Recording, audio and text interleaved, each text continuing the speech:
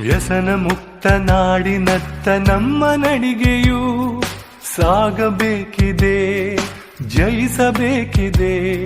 ಒಳಿತನು ಬಯಸಿ ಅರಿಯಬೇಕಿದೆ.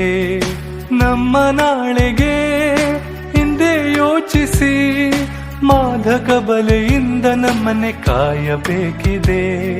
ನಮ್ಮ ನಾಳೆಗೆ ಹಿಂದೆ ಯೋಚಿಸಿ ಮಾದಕ ಬಲೆಯಿಂದ ನಮ್ಮನ್ನೇ ಕಾಯಬೇಕಿದೆ, ಕಾಯಬೇಕಿದೆ.